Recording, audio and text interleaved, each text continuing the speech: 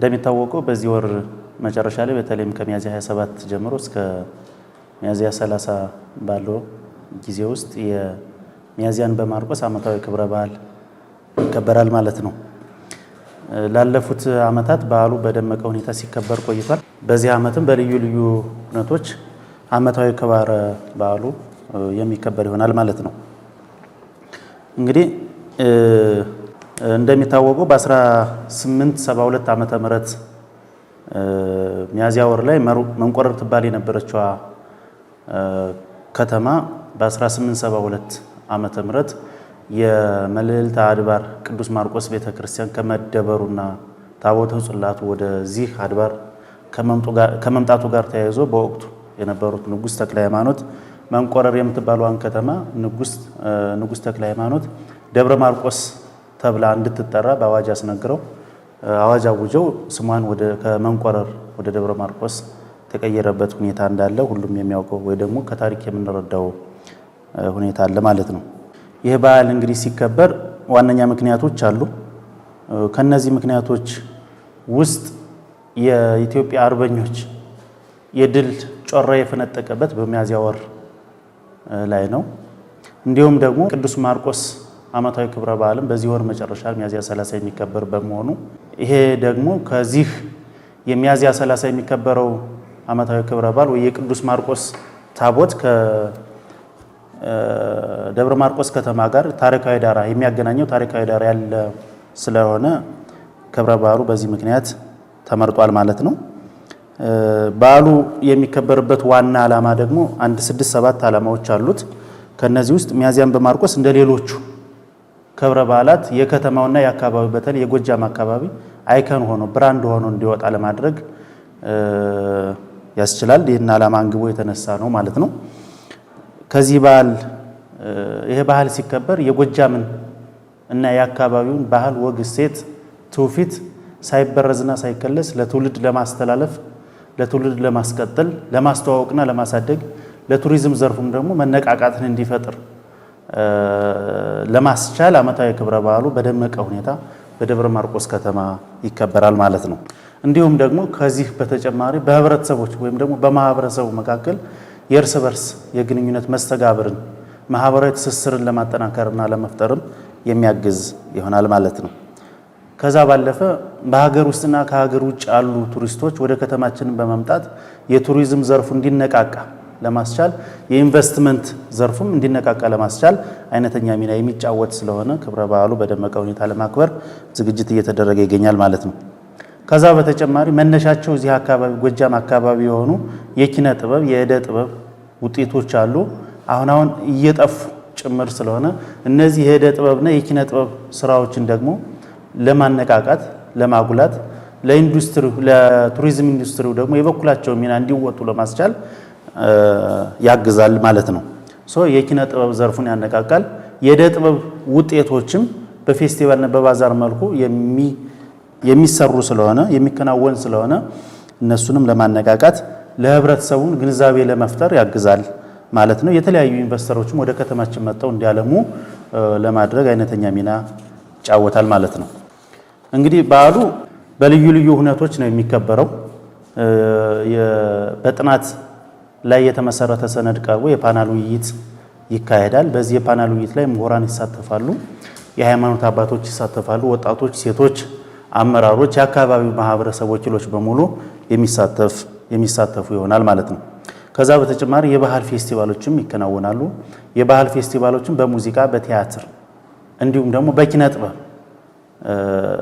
ውጤቶች የባህል ፌስቲቫል የሚከናወን ይሆናል ማለት ነው። ከዛ በተጨማሪ የአካባቢውን ባህላዊ መጠጦችና ምግቦች፣ ባህላዊ ያለባበስ ዘያችን ምንድነው የሚለውንም በባዛር መልኩ ለህዝብ በጉብኝት መልኩ ግንዛቤ የምናስጨብጥበት ሁኔታ ይኖራል ማለት ነው።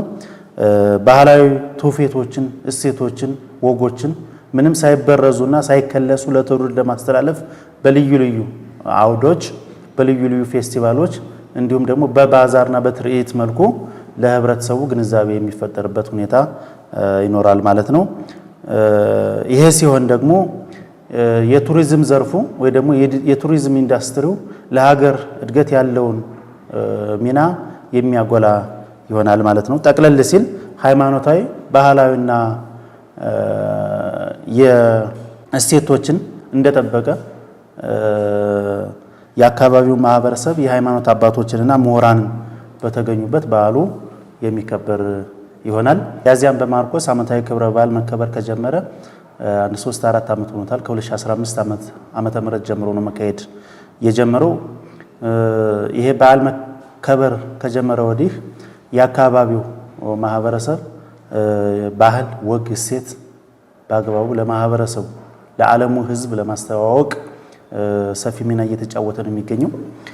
አሁንም ቢሆን ይህንን ክብረ በዓል በድምቀት ለማስኬድ በቂ ቅድመ ዝግጅት ስራ ተሰርቷል። ይህን ያደረግንበት ዋና ምክንያት ደግሞ በሚቀጥለው ጊዜ ልክ እንደ ሌሎች አካባቢዎች ጥምቀትን በጎንደር እንደሚከበረው፣ የአገው ፈረሰኞች ማህበር በእንጅባራ እንደሚከበረው፣ በሌሎች ጥርን በባህር ዳር እንደሚከበረው ሁሉ በደብረ ማርቆስ ከተማ ሚያዝያን በማርቆስ ዓመታዊ ክብረ በዓል እየተከበረ የአካባቢው ተወላጆች በውጭ የሚኖሩ በሀገር ውስጥ የሚኖሩ ሌሎች የውጭም የሀገር ውስጥም ቱሪስቶች ወደ ከተማችን መጥተው የኢንቨስትመንት ዘርፉም የቱሪዝም ዘርፉም መነቃቃት እንዲፈጠር ያግዛል ብለን እናስባለን። ያን እንደሚያደርግ ባለሙሉ እምነት ስለሆንም በዓሉ በድምቀት እንዲከበር እየሰራ እንገኛለን ማለት ነው። ከዛ በተጨማሪ የጎጃምና አካባቢው ባህል፣ ወግ፣ እሴት ምንድን ነው የሚለውን ለዓለሙ ሕዝብ ለማስተዋወቅ ያግዛል።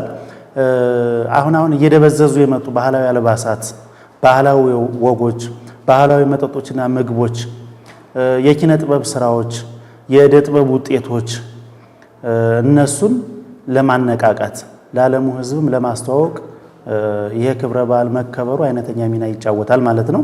ይህን እንደሚያደርግልን እንደሚያሳድግልንም ተስፋ ወይም እምነት ስላለን እየሰራ እንገኛለን። በቀጣይም ተጠናክሮ የሚቀጥል ይሆናል። ከዚህ ባደገ መልኩ የመንግስት ተቋማትም አመራሮችም የግል ተቋማትም እንዲሁም ደግሞ ጥናትና ምርምር ላይ የሚሰሩ ተቋማትም ጭምር ገብተውበት ስራ የሚሰራ ይሆናል። በዚህ ዓመትም ከደብረ ማርቆስ ዩኒቨርሲቲ ጋር በጋራ በመሆን በተለይ ከሐዲስ ዓለማየሁ ጥናትና ምርምር ማዕከል ጋር በጋራ በመሆን ይህን ክብረ በዓል ለማክበር በተለይ በ2019 የሚከበረውን ክብረ በዓል ባደገ መልኩ ለማክበር ካሁኑ የውል ስምምነት ለመፈራረም በቅድመ ዝግጅት ላይ ያለን የቅድመ ዝግጅት ስራውን ያጠናቀቅንበት ሁኔታ ነው ያለው። ጊዜው ሲደርስ ለሕዝብ ይፋ የምናደርግበት ሁኔታ ይኖራል ማለት ነው። ከዚህ በተጨማሪ የእንግዶች ወደ ከተማችን ሲመጡ በርከት ያሉ የቱሪስት መዳረሻዎች አሉ። ስለሆነ እነሱን የሚጎበኙበትን ሁኔታ እናመቻቻለን። የንጉሥ ተክለ ሃይማኖት ጥንታዊ ቤተ መንግስት በከተማችን ውስጥ ነው የሚገኘው። ከዛ በተጨማሪ መልዕልተ ቅዱስ ማርቆስ አድባር ቤተ ክርስቲያን አንድ ትልቅ የቱሪስት መዳረሻ ነው። እሱ አሁን ከፌዴራል መንግስቱ ጋር በተለይ ከቅርስ ባለስልጣን ጋር በመተባበር የውስጥ የስዕላት ወይ ደግሞ የቅርስ ጥገና ስራው በመጠናቀቅ ላይ ያለ ስለሆነ እሱም አንድ ትልቅ የቱሪስት መዳረሻ ነው። ከዛ ባለፈ በከተማችን የሚገኙ የቱሪስት መዳረሻዎች አሉ፣ የሃይማኖት ቦታዎች አሉ። እነዚህን መጥተው እንግዶች እንዲጎበኙ ራሳቸው ጊዜያቸውን በዚህ የቱሪስት መዳረሻዎች እንዲያሳልፉ ለማድረግ ከሚመለከታቸው አካላት ጋር ሆነን በቅንጅት የምንሰራ ስለሆነ ወደ ከተማችን እንግዶች ቢመጡ ቱሪስቶች ወደ ከተማችን ቢመጡ ይዝናናሉ፣ ይጎበኛሉ፣ ተደስተውም ጊዜያቸውን የሚያሳልፉበት ምቹ ሁኔታ ያለ ስለሆነ ስለዚህ የአካባቢው ተወላጆች የአካባቢው ማህበረሰብ በሙሉ መጥተው በዓሉን እንዲታደሙ ጥሪያችንን በዚሁ አጋጣሚ እናስተላልፋለን ማለት ነው።